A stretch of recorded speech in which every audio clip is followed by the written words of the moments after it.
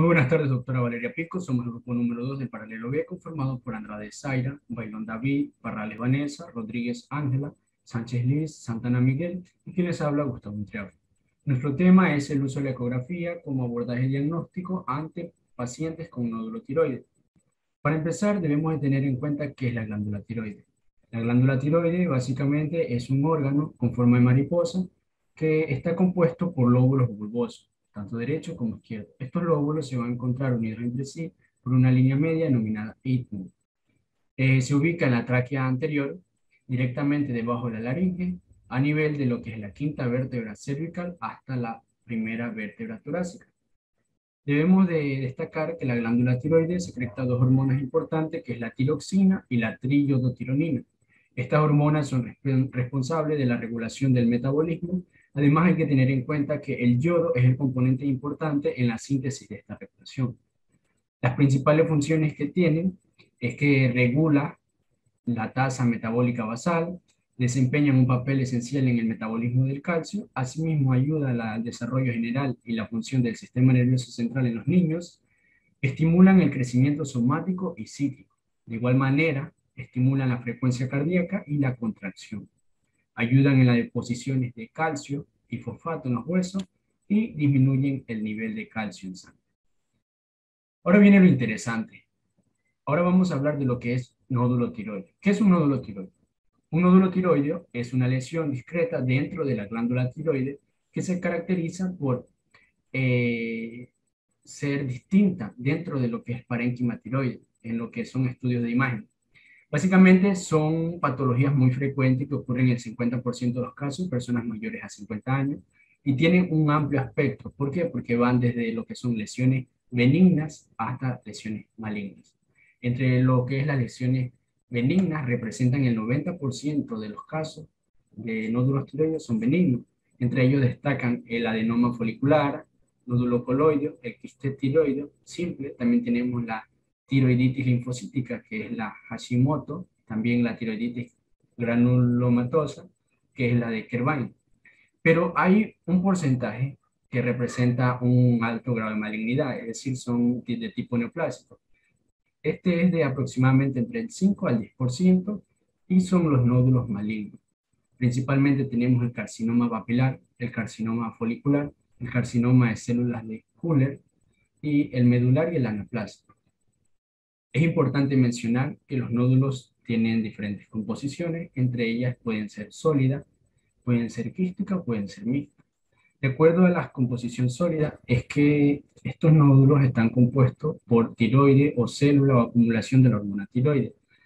También, por otro lado, vamos a tener los nódulos quísticos. Estos nódulos quísticos básicamente se debe a la acumulación de líquido. Y por último tenemos los nódulos mixtos. Estos nódulos mixtos tienen ambas características, es decir, pueden estar completamente llenos de líquido y también o pueden estar parcialmente sólidos. Ahora vamos a hablar sobre los antecedentes familiares. Siempre se debe investigar la historia familiar de trastornos de la tiroides, los antecedentes familiares. ¿Por qué? Porque hay síndromes como son tiroideos familiares, los síndromes tiroideos familiares que son raros, pero son importantes su estudio. Por ejemplo, el cáncer tiroideo medular, que es derivado de los tumores de las células T productoras de calcitonina, al igual que tenemos el cáncer tiroideo no medular familiar, que se deriva de las células foliculares. Es por ello que ante la presencia de cualquier alteración a nivel tiroides, debemos de investigar la historia familiar. Eh, Ahora, ¿por qué es importante la detención del nódulo tiroides? La detención del nódulo tiroideo es importante porque, como habíamos dicho anteriormente, estos pueden ir desde lesiones benignas hasta lesiones malignas. Es por ello que la importancia clínica de los nódulos tiroideos permanece en la necesidad de excluir un tipo de neoplasia, como lo es el cáncer de tiroides, que esto puede variar de acuerdo a la edad, los antecedentes de exposición, la radiación, antecedentes familiares e incluso otros factores. Mi nombre es Vanessa Parrales y yo les voy a explicar acerca de la semiología en el momento que queremos hacer el examen físico abordando lo que es un nódulo tiroideo. Para esto es importante recordar que nuestro paciente podrá estar sentado, parado y también la posición de su cabeza y de su cuello deberán estar rectas, alineadas. También debe estar relajada, no tensa, de esta manera va a dificultar lo que es nuestro examen. Se recomienda también hacer inclinaciones hacia adelante o hacia atrás según lo requiera el médico y también de acuerdo a la maniobra que vayamos a usar.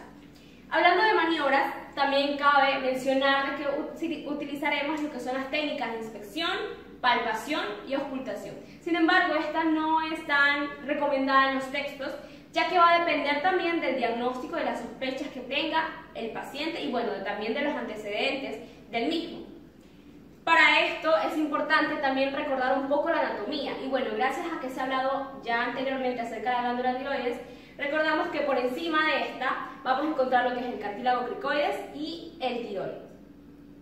Bien, entonces comenzando con lo que es la inspección, primero vamos a ver a nuestro paciente. Veremos el cuello, si es que existe algún tipo de abultamiento en él, una adenopatía, irritación yugular, si existe algún tipo de lesión también o alguna herida y bueno, así haremos las respectivas preguntas. Una vez que hemos visto ya el cuello de nuestra paciente, vamos a proceder a lo que es la palpación. Cabe mencionar que en caso que hayamos encontrado alguna anormalidad en el cuello del paciente y también que le hayamos pedido que realice lo que es la inspección dinámica, va a ser importante y va a tener mucho más valor lo que es la palpación. Podemos decir a nuestra paciente que también haga movimientos de dilución, diciéndole que tome agua. Y de esa manera vemos cómo se mueve su glándula. Después de esto y que vemos que no existe ningún tipo de alteración, pasamos a la palpación. Para esto hay tres maniobras que vamos a utilizar, dos bimanuales y una monomanual. Las dos bimanuales van a ser la de Kerbein, la de Lahey y la monomanual, la de Cry. Bien, para la de Kerbein vamos a ubicarnos atrás del paciente. Vamos a colocar nuestros pulgares en lo que es la nuca o la parte posterior del cuello, recordando que ella tiene que estar con el cuello recto y relajado también. Y nuestras yemas de los dedos vamos a ubicarlos a lo que es alrededor de lo que es la tráquea. Cabe mencionar que nuestra glándula tiroides va a encontrarse entre los 2 tercios superiores y el tercio inferior de nuestro cuello. Entonces nos vamos a ubicar por aquí. Vamos a hacer ligeros movimientos, intentando tocar la glándula, recordando que va a tener una consistencia algo flexible, tocando la forma, si existe algún tipo de volumen en ella o algún tipo de alteración, ¿no?, en su composición. Bien, después de que hacemos esto, podemos seguir con lo que es la maniobra de Lahey. Para esto, vamos a ubicarnos por delante de la paciente. Ya no va a ser por atrás, sino por delante. Vamos a poner nuestro pulgar ahora aquí, en la parte lateral, y las yemas de los dedos atrás del cuello. Podemos pedirle a nuestra paciente que por favor incline su cabeza un poco hacia atrás. De esta manera nos expone más esta zona. Y con nuestras yemas de los dedos de la otra mano, vamos aquí a hacer presión. Tranquila. A hacer presión y aquí vamos a tocar. Vamos a tocar su glándula tiroides, intentando ver si no existe algún tipo de alteración. Recordando que la maniobra de Lahey es principalmente utilizada para lateralizar la glándula. Ya terminamos con las dos bimanuales, seguimos ahora con la monomanual. Es muy similar. Vamos a usar nuestra mano, podemos hacerlo así, ponemos aquí nuestro pulgar y vamos a empezar a tocar también la glándula. Cabe mencionar que lo podemos hacer también del otro lado, pero por cuestiones de tiempo y de manera introductoria al tema de la semiología, pues lo estamos haciendo así. Después de esto podemos seguir con la auscultación, pues sabemos que no es tan recomendable hacerla y va a depender también, como les dije, del diagnóstico, pero podemos empezar a auscultar lo que es en la zona aquí de la tráquea y ver si existe algún tipo de soplo, que eso sería principalmente lo que podríamos encontrar. Eso sería todo. Muchas gracias. Hola, mi nombre es Liz Sánchez y el estudio que vamos a utilizar como abordaje diagnóstico es la ecografía. Ahora bien, ¿qué es la ecografía? Es una tecnología de imagen que utiliza ondas de sonido de alta frecuencia, es decir, que es una modalidad útil y flexible en imágenes médicas y a menudo va a proporcionar una caracterización adicional o única de los tejidos en comparación con otras modalidades, como lo es la radiografía convencional o la tomografía computarizada. Hay que tener en cuenta que la frecuencia de las ondas de sonido utilizadas en ultrasonido médico está en el rango de millones de ciclos por segundo, es decir, megahertz. Ahora bien, con respecto a las indicaciones y contraindicaciones, tenemos que la ecografía va a estar indicada cuando se sospecha de enfermedades de los tejidos abdominales sólidos como hígado, vaso, riñones y de la vesícula biliar, especialmente en inflamaciones y tumores. También para inflamación crónica de la pared del intestino, para enfermedades que afectan a los grandes vasos abdominales y nos sirven para tomar biopsias o citologías dirigidas de tumores o zonas inflamadas. Ahora, con respecto a las contraindicaciones, la ecografía diagnóstica no tiene ningún riesgo ni contraindicación y se puede realizar cuantas veces sea necesario. Muy bien, con respecto a la instrumentación, tenemos que todos los equipos de ultrasonido se van a componer de los mismos elementos básicos. Aquí tenemos un transductor, un transmisor que va a proporcionar energía al transductor, un receptor, un procesador que detecta y amplifica la energía manipulada de la señal reflejada para su representación, un monitor, un equipo de grabación o almacenamiento de la imagen y por último, en muchos casos puede estar presente una impresora. Ahora bien, surge la siguiente pregunta, ¿cómo se va a generar la imagen? Entonces, cuando nosotros colocamos un transductor que en el cuerpo del paciente, este va a emitir una onda de ultrasonido y este haz incidente de ultrasonido choca contra una estructura y dependiendo de la capacidad que tenga de atravesar una estructura, se chocan y va a rebotar como una imagen, la cual la vamos a observar en la pantalla del ecógrafo. Bien, con respecto a los tipos de transductores, tenemos que existen 3 tipos de transductores. El lineal, que es un formato de imagen, da un formato de imagen rectangular y lo vamos a utilizar para estudiar estructuras superficiales, como mamas, tiroides, entre otros. Estos transductores tienen una buena resolución, pero poca profundidad. El convex da un formato de imagen trapezoidal y lo vamos a utilizar para estudiar estructuras más profundas, como abdomen en general y estudios ginecológicos. El endocavitario se va a utilizar para la exploración, tanto transvaginal como transrectal, y este nos va a permitir estudiar los órganos con una mayor proximidad. Y bueno, ¿les quedó todo claro? Nos parece que no. Pero no se preocupen, para esto vamos a ver el siguiente video. En primer lugar tenemos el transductor convexo. Este de aquí tiene una forma ligeramente curva, trabajan a baja frecuencia y a profundidades de hasta 30 centímetros. Es utilizado en ecografía de abdomen y obstetricia, ya que su uso es a evaluar estructuras profundas. Ahora tenemos los transductores tipo lineales. Estos son utilizados para evaluar estructuras más superficiales, como músculos, tendones, mamas y tiroides. Estos pueden ampliar el campo visual gracias a su imagen trapezoidal.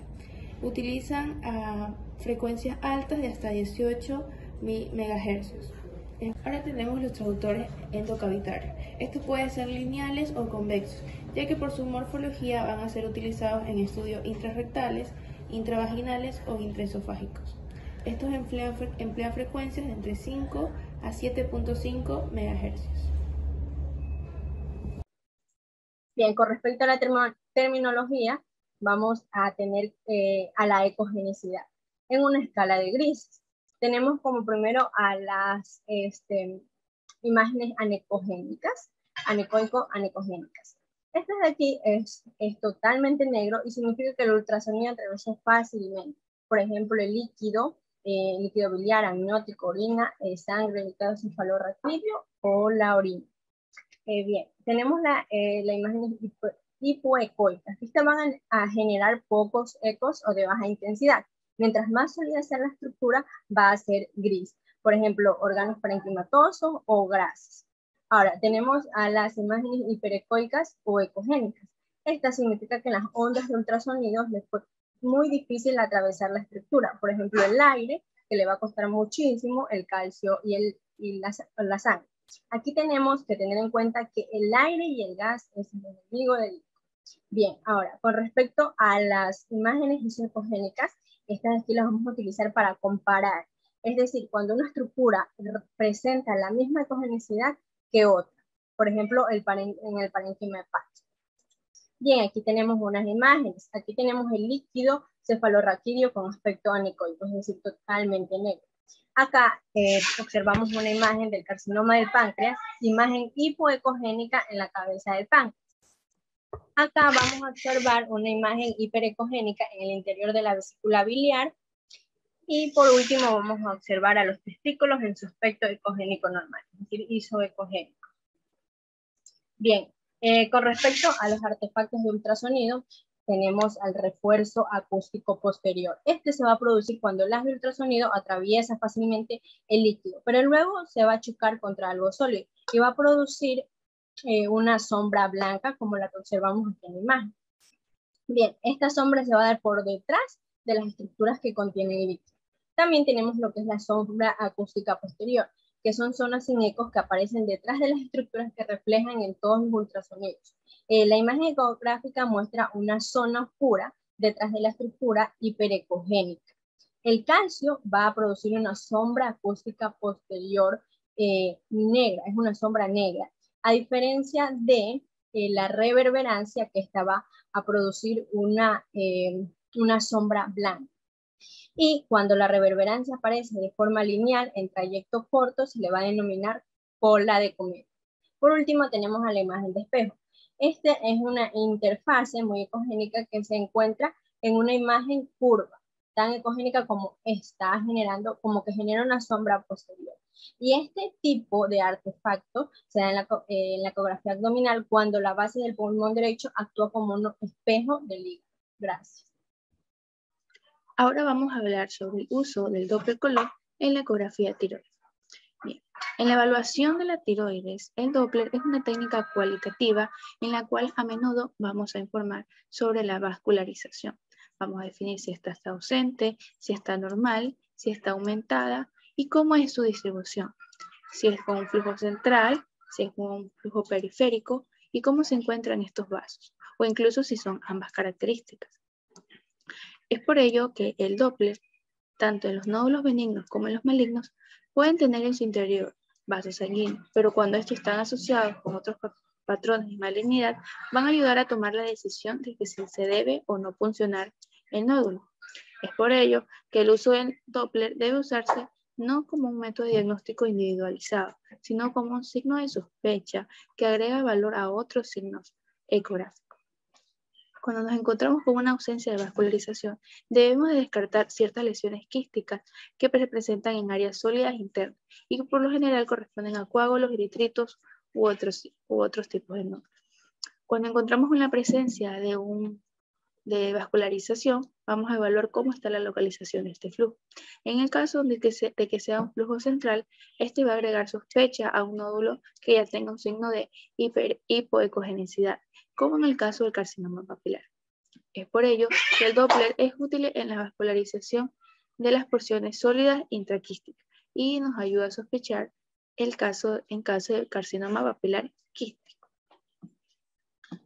En esta imagen que observamos aquí, vemos una ecografía tiroidea en la cual se observa un nódulo heterogéneo con microcalcificación. Son estos puntos hiperecogénicos que observamos aquí. Estos, el mismo nódulo realizado con ecografía Doppler color, vamos a observar cómo existe un flujo en el nódulo, el cual se encuentra hipervascularizado. Y este signo más el de acá nos va a dar características sugestivas de malignidad. Por último, en este de aquí observamos asimismo una ecografía Doppler a color en la cual vamos a ver un nódulo ligeramente hiperecogénico con numerosos quistes y con una vascularización que en este caso es disminuida y se encuentra en la periferia. En el caso de acá llevamos un caso totalmente distinto en la cual este nódulo presenta Es un nodo hipoecogénico y tiene una vascularización interna. Mi nombre es Miguel Ángel Santana Arteaga y a continuación vamos a ver la evaluación ecográfica del nódulo tiroideo. Para ello vamos a tener en consideración la guía TIRADS chileno de la doctora Horvath, debido a que esta presenta una mayor sensibilidad para el diagnóstico de benignidad o malignidad del nódulo tiroideo. Asimismo, porque toma en cuenta algunas características las cuales se evalúan en forma conjunta y no individualmente. Estas son la ecoestructura, si es sólido, quístico o mixta, la ecogenicidad, la forma, orientación, bordes, presencia o ausencia de cápsula, calcificaciones, spot hiperecogénico y vascularización. Se debe mencionar que no se habla del tamaño del nódulo tiroideo, sin embargo en otras guías como la ATA es muy importante. Por lo tanto, el tamaño del nódulo debe ser imprescindible también para el diagnóstico del nódulo tiroideo. El TIRADS chileno tiene dos aspectos muy importantes: sus categorías y sus 10 patrones de nódulos tiroideos. En las categorías se clasifica en 6. El TIRADS 1, que es un examen normal, por lo tanto presenta un 0% de riesgo de cáncer. El TIRADS 2, que es benigno, con un 0% de cáncer, sin embargo se debe hacer un seguimiento. El TIRADS 3, que es probablemente benigno, con un riesgo de cáncer del menos del 5%. La recomendación es hacer un seguimiento y PAF o PAF. En el TIRADS 4 se subcategoriza en 3. El 4A, que es de baja sospecha, pero presenta un riesgo de cáncer del 5 al 10%. El 4B que es de sospecha e intermedia, con un riesgo de cáncer del 11 al 75%, y el 4C de alta sospecha, con un riesgo de 76 al 95% de cáncer. Estas 3 se recomienda a realizar el PAF. Y el TIRADS 5, que es cuando el nódulo tiroideo es sospechoso de malignidad. Por lo tanto, va a tener un riesgo de cáncer mayor del 95% y se realiza el PAF.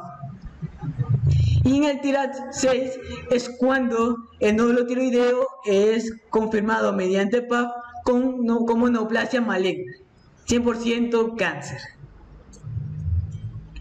En los patrones de nódulos tiroideos lo podemos agrupar en 3. En patrón benigno y probablemente benigno, que encontramos lo que es el primero, el coloide tipo 1. Como observamos en la imagen, es un quiste oval anecoico, ¿ya? Con un spot hiperecogénico. Esto se debe diferenciar de las calcificaciones debido a que el spot hiperecogénico se encuentra en la parte líquida del quiste, pues en la parte anecoica, ¿ya? Y en cambio las calcificaciones en la parte sólida de los nódulos. Es un TIRADS 2. El segundo, que es el coloide tipo 2, corresponde a un nódulo mixto ovalado, es decir, tiene una composición quística, esta parte anecoica, y una sólida isocogénica, ¿ya? Tiene un aspecto espongiforme, no es expansivo, tampoco tiene cápsula y presenta spots hiperecogénicos, ¿ya? En la evaluación de Doppler a color va a estar vascularizado. Se lo clasifica en TIRADS 2. El coloide tipo 3 viene siendo un nódulo mixto hiperplásico expansivo. En esta imagen va a tener un componente mayormente quístico, por lo tanto lo vemos más anecoico, con paredes engrosadas de forma irregular y mamelones frecuentes. En la de acá vamos a ver que va a tener una composición mayormente sólida y isocogénica. Estos van a presentar márgenes imprecisos, cápsula ascente, con o sin spot hiperecogénico y vascularizado en Doppler color. Van a deformar lo que es la glándula tiroides. Se debe mencionar que cuando hay spot hiperecogénico se lo clasifica en TIRADS 2. Y cuando no hay spot hiperecogénico, como observamos en estas imágenes, se lo pone en la clasificación TIRADS 3. Pseudonódulo de Hashimoto es un patrón de tiroiditis. En la glándula va a tener signos ecográficos de tiroiditis Hashimoto. y va a tener una hipervascularización y va a haber ganglios linfáticos peritiroideos, como podemos ver aquí. Tiene dos variantes, el hiperecogénico, que va a denominarse como caballero blanco debido a un aumento de células de Hortlet. Pueden ser múltiples, parcialmente rodeadas de un halo blanco, de un halo pobremente vascularizada sin calcificaciones, y de tiras 2. Y el otro que es de un pseudonódulo hipoecogénico, que va a estar disperso en el parénquima. Se diferencia de otros patrones de tiroiditis debido a que va a tener una forma variada, tanto en tamaño y forma. Se lo califica en un TIRAD 3. El otro grupo es un patrón intermedio sospechoso, en donde encontramos el quinto, que es el patrón de Kerbein, el cual va a ser una lesión unifocal marcadamente hipocogénica, con borde mal definido, sin calcificaciones, y variablemente vascularizada, ya que en la fase inicial, debido a la presencia del edema, va a estar pocamente vascularizado. En una fase tardía de regeneración, bastante vascularizado, y en una fase de cicatrización va a estar avascular. Es un TIRAD 4A. ¿Vean? Y cuando encontramos lo que son lesiones multifocales en un contexto clínico inflamatorio, encontramos lo que son aquí ganglios linfáticos muy pequeños, marcadamente hipocogénicos, redondeados, y que van a tener una localización infratiroidea y periístmica. Es un TIRAD 2. Continuando con el patrón intermedio sospechoso, en sexto lugar tenemos el patrón neoplásico simple. Dentro de las características tenemos que puede ser un nódulo isoecoico o hiperecoico. Lo importante es distinguir que presenta un fino halo o cápsula. También se presenta vascularizado periféricamente y con ramas intranodulares. Este patrón lo ubicamos en el TIRAD 4A con baja sospecha.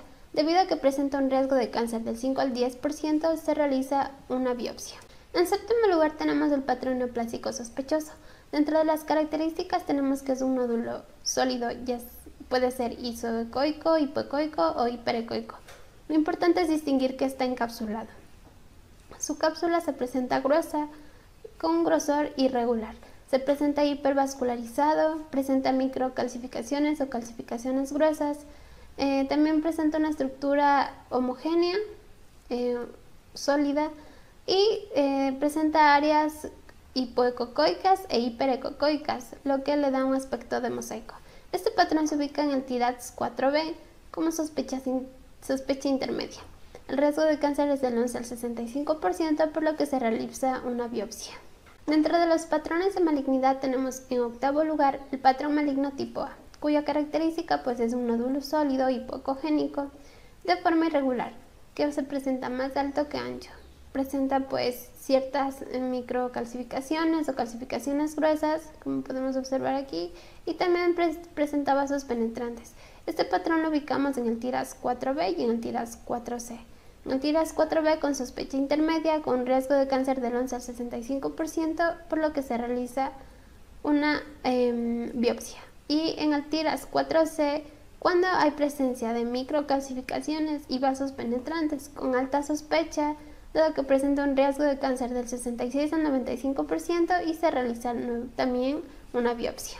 En noveno lugar tenemos el patrón maligno tipo B, cuyas características es un nódulo iso o hipoecoico de márgenes muy mal definidos, como podemos observar. No presenta cápsula y presenta calcificaciones o microcalcificaciones en la periferia. También se presenta vascularizado con la ecografía de Doppler. Este patrón lo ubicamos en el TIRAD 5 con una sugestiva malignidad. Presenta un riesgo de cáncer mayor al 95%, por lo que es necesario realizar una biopsia. Y finalmente, en décimo lugar tenemos el patrón maligno tipo C, cuyas características es un nódulo isoecoico, no presenta cápsula, presenta micro o macrocalcificaciones, como podemos ver aquí, se presenta hipervascularizado, y este patrón lo ubicamos en el TIRAD 4C, con alta sospecha, con riesgo de cáncer del 66 al 95%, y se recomienda realizar una biopsia. ¿Cómo se realiza un informe de ecografía de tiroides? Bueno, aquí tenemos un modelo de un centro ecográfico de Puerto Viejo, punto eco, podemos observar que inicialmente se llena la información del paciente, la edad, la información del médico referente y del estudio a realizar. A continuación, pues, es la descripción ecográfica del lóbulo derecho y lóbulo izquierdo de la tiroides, en donde se da a conocer el volumen, el tamaño, la arquitectura, la cápsula y la ecoestructura en sí de cada lóbulo de la tiroides.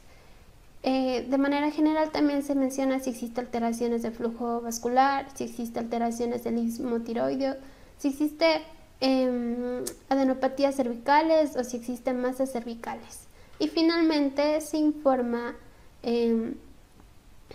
sobre si hay presencia o ausencia de quistes o nódulos en cada lóbulo de la tiroides. Hola, soy Bailón David y vamos a continuar con la punción aspirativa con aguja fina o PAF.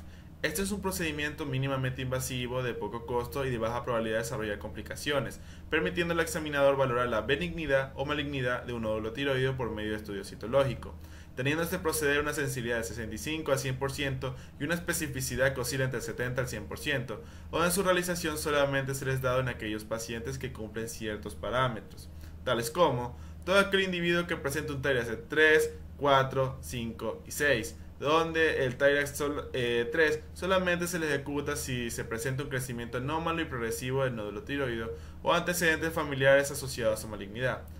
Pero entonces, ¿cómo se realiza el PAF? Para resolver nuestra duda le dejamos el siguiente video.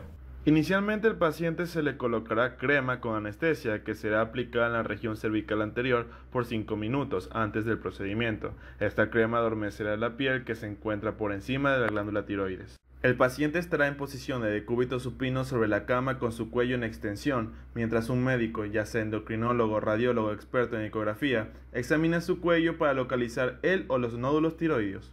Habiendo identificado la lesión, se le realiza la antisepsia sobre el cuello del paciente para limpiar el área a biopsiar. Cabe destacar que el tamaño de la aguja es similar a las que se utiliza para la obtención de sangre para exámenes de laboratorio, es decir, entre 20 a 22 gauge, donde el médico tomará 3 o 4 muestras del nódulo, donde el procedimiento se le repetirá dependiendo de la cantidad de los mismos. Interesante el video, ¿no lo creen? Entonces, en relación a lo que observamos, nos debemos hacer la siguiente pregunta: ¿cuál es el proceder posterior a la identificación de la lesión? El método más usado para uniformizar los resultados anatomopatológicos de las PAF es el sistema de Bethesda tiroideo elaborado en 2007. Ojo, no confundir con el relacionado al cervicovaginal. Bueno, dicho esto, debemos conocer las siguientes categorías que presenta este sistema. Categoría 1, insatisfactoria. Se presenta una cantidad minorada de células para establecer algún diagnóstico o puede ser a consecuencia de una extensión del líquido quístico sanguinolento. De acuerdo a los criterios del patólogo, determina en qué periodo de tiempo se repetirá la prueba de PAF, siendo común en estos casos los 3 meses, debido a la sospecha de algún cambio celular producto de algún riesgo de malignidad del 1 al 4%. Categoría 2, benigno. Son presentaciones normales donde frecuentemente se encuentran extensiones de coloides y células foliculares benignas, conllevando el riesgo de malignidad del 1%, teniendo un manejo por medio de seguimiento clínico que, de acuerdo a si crecía o no, se repitiese la prueba de PAF. Categoría 3, atipia o lesión folicular de significados inciertos. Son muestras de células de atipia arquitectónica, pero el cual, debido a su cantidad mínima de alteraciones, no son sospechosas de una neoplasia folicular. Ante la duda en este tipo de casos se recomienda repetir el PAF para poder comprobar los hallazgos citológicos, por su probabilidad del 5 a 10% de ser maligno. Categoría 4, neoplasia folicular, sospechosa de neoplasia folicular. Estos representan a tener un riesgo de malignidad del 20 a 30%, recomendando al paciente que se someta a lobectomía quirúrgica debido a presencia de lesiones foliculares neoplásicas o sospechosas de neoplasia folicular. Con respecto a la categoría 5, o denominada como sospechosa de malignidad, son lesiones altamente sospechosas de malignidad pero de alta sugestividad, debido a la incertidumbre de identificar el tipo de neoplasia juntada. En estos casos se va a recomendar la tiroidectomía subtotal o lobectomía quirúrgica, producto de su alto riesgo de malignidad, siendo del 50 al 75%. Categoría 6, identificado como maligno. Aquí las pruebas citológicas fueron concluyentes de malignidad con establecimiento del ente inductor por la presencia de células malignas. Este se tiene una un índice de malignidad del 100%, donde comúnmente es debido por presencia de carcinomas papilares, medulares o linfomas, el cual en estos casos se ejecuta lo que es la tiroidectomía total o subtotal. Bueno, para finalizar les tengo unos ejemplos sobre qué es lo que observamos al momento de realizar el procedimiento de PAF por medio de ecografía. Como podemos observar en ambas imágenes, se evidencia la aguja de PAF para sustraer el contenido de los nódulos tiroides.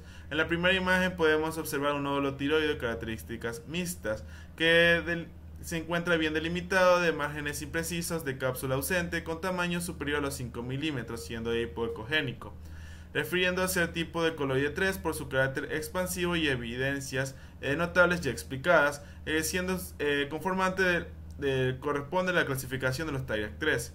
En la segunda imagen podemos apreciar un nódulo hipoecogénico con márgenes irregulares mal definidos, sin cápsula, además de evidenciar cierto grado de presencia de microcalcificaciones, siendo este sugestivo hacia una neoplasia, el cual es confirmada por medio del PAF como un carcinoma papilar de tiroides, siendo esto de categoría de Thyrax 6.